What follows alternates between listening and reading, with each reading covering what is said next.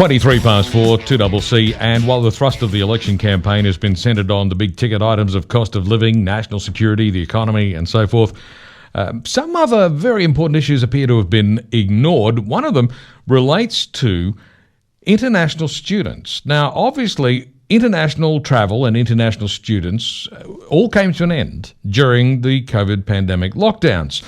But now we have borders open, now we have universities desperately wanting students to come back again, but apparently there are some obstacles. Joining me now, immigration expert Melanie Macfarlane. Good afternoon. Good afternoon, Leon. Thanks for having me on. Yeah, it's a pleasure. What exactly is the problem here? Why are international students not necessarily being able to come back to Australia? Well, the thing is, Leon, there's a very funny requirement called the genuine temporary entry requirement on the visa, which so many of us have been calling to get rid of. Because what happens is students who come in to, say, study a course of 40 weeks of English have to prove that they're going to return to their home country. And there's many coming from Latin America, for example. The government wants diversity, and Latin America is a great place to get that diversity, who are having their visas refused because the case officer is saying, well, why can't you study English in your own country? Well, I'm sure they could, but it wouldn't be the same, would it? No, that's right. Studying in Australia, and indeed in any English-speaking country, is a tried and tested methodology of learning the language because you're immersed, and you get to know the culture, you get to have an experience as well.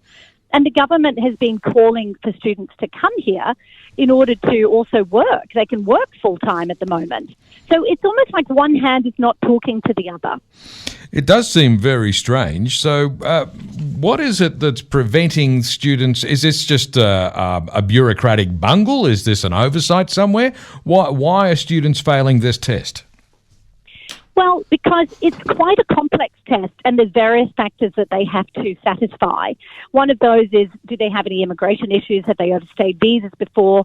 They also have to show close ties to their country. And other refusals say things like, well, your family is not a close enough tie to your country and we don't believe that you're going to go back to the job that you've said that you're going to go back to. It's all about showing that you're only going to be temporarily staying in Australia, which is also a bit crazy because the reality is that a large cohort of the skilled migration program every year are international students. This is an interesting thing, isn't it? Because obviously, yes, there are international students that will come here, learn whatever it is they want to study, and then return home to put that study to good use in their home country. But that's not always the case. Some might come here with the desire to stay in Australia long term. But surely that is something that we would welcome normally, isn't it? Precisely. That's right. And indeed, the statistics show that realistically, we do welcome it. They are permanent residents, many of them. But in fact, 1 in 7 actually do return home. But if they have a great education in Australia provided by universities, vocational education colleges, and they have a skill set, they're already accustomed to being here, working here, why wouldn't you want them to stay? They're young, they're bright, we have an aging population here. This is fantastic diversity, and they've already studied, so their English is great too. Well, I tell you what, I've met some people from all sorts of parts of the world who speak outstanding English. I suppose they can actually learn it in their home country.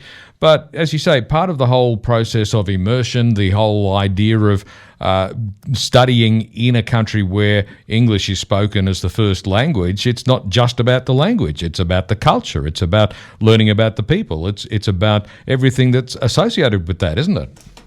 That's exactly right. And not only that, Leon, we are in competition in Australia with many other countries around the world, like the UK, for example, the US, Canada, which has shown itself to be incredibly supportive during this time. Australia is so far away. So it's a really big thing. It was a $40 billion industry before the pandemic, supporting 240,000 jobs. It's an important industry and we need to stop these crazy decisions, get rid of this temporary entry requirement, just have genuine studies, because obviously we need students who are going to come here and study genuinely, and let's just get on with it. Yeah, and obviously, as you point out, as an export industry, it's worth billions of dollars to Australia at a time when, we could really use the money. Precisely. And those jobs, all the employment and so on. And then the other thing is students come and they fill jobs as well. There's, skill shortages around the country right now, and I'm sure we could use some more of those international students to help out, continue to create the amazing, vibrant culture and contribute in the way that they do to Australia. Yeah, I'm led to believe that's one of the reasons why cafes, for example, are having a hard time finding baristas and other people to work in hospitality. Not the same number of international students available. And as long as that's the case, I guess we're going to continue to have those worker shortages. Melanie, thanks very much for chatting today. Thank you so much, Leon. Thank you. Melanie Macfarlane, immigration expert, and obviously international students are a big part of the economy, not only for Australia, but particularly here in Canberra. It's about 4:28, 2CC Canberra Live. A news update is next.